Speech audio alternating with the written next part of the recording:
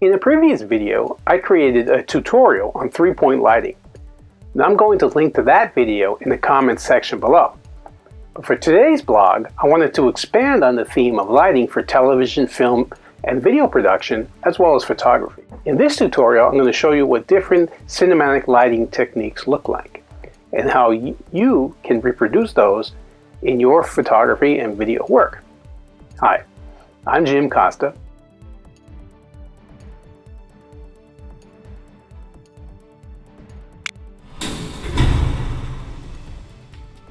I'm a photography, videography, and technology guru, and I created this blog to help you to become a tech-savvy senior. Now, my tips and advice are useful to anyone. My specific focus is in helping seniors to become more familiar with technology to improve and better their lives. There are decisions you'll need to make when you're lighting for your photography or productions, and some of these include which props and scene elements you should emphasize, whose perspective are you seeing through, and how much light they should be able to see, how characters differ from one another within the frame, which emotions are being expressed through the harshness of the light or its color. Now, each of these decisions are then realized technically by planning and executing lighting setups to create a specific look in the scene that you're shooting, or the photo or the image that you're shooting. Tip number 1 is determine the softness or hardness of the light.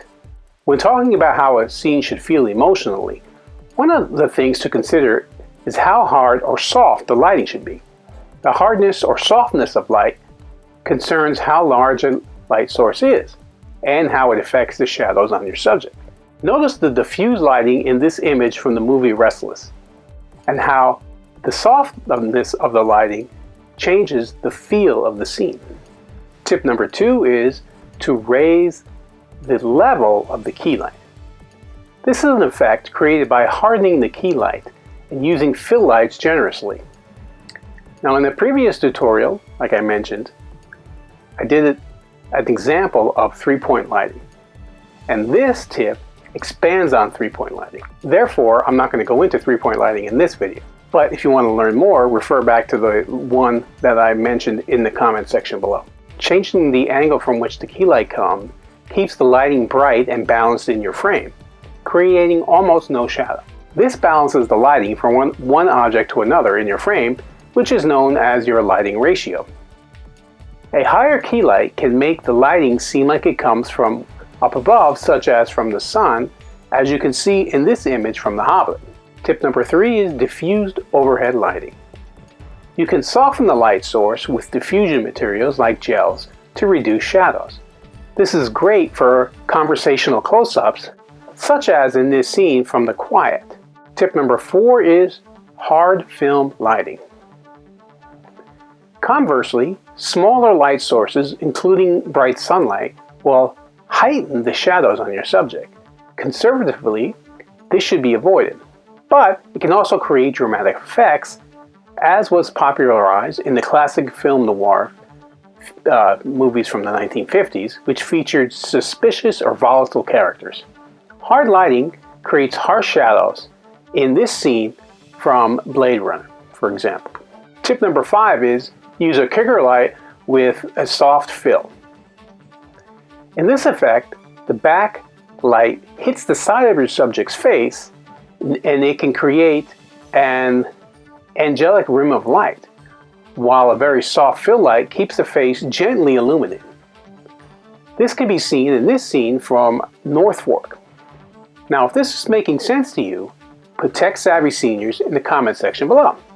Tip number 6 is use a low key light. Low key lighting refers to minimizing or eliminating the fill light in your shot so that it is intentionally shadow in the scene. This can create a dramatic, suspicious, or even scary effect or look to your scene. Low key lighting is great for extracting mystery from the shot, such as in this scene showing Brad Pitt in the movie Fight Club. Tip number 7 is use motivated lighting. Now, when lighting a set, always ask where within the scene the light comes from. Taking the practical lights that are already in a location and elevating their intensity is known as motivated lighting. Consider this shot from the assassination of Jesse James by the coward Robert Ford. The lighting in this scene was motivated by the lanterns carried around by the actors. When motivated lighting is done right, the audience is unaware of the lighting and how it's affecting the scene, yet it dramatically changes the mood and feel of the scene that you're shooting. Tip number 8 is practical set lighting. Oftentimes, using existing lamps and light sockets around the set can be used to light a scene. This is referred to as practical lighting. Basically, it's using what's already there without setting up your own lights necessarily.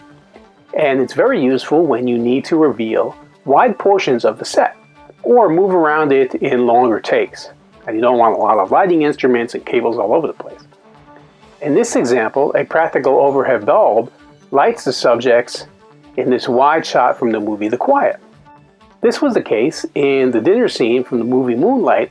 The cinematographer swapped out the bulbs in the existing light sources around the diner to make them stronger. He put higher wattage bulbs in there, since the scene reveals wide portions of the location. He relied on the practical light sources already there, along with some additional LED light brought in for additional soft balanced lighting in spots that were too dark. Tip number 9, use natural film lighting. Now, natural film lighting refers to using or modifying the light that is already available to you at your location. Before you shoot, you can take your camera to the location to see how well the natural light holds up. In other words, the light that exists from the sun or streetlights or whatever.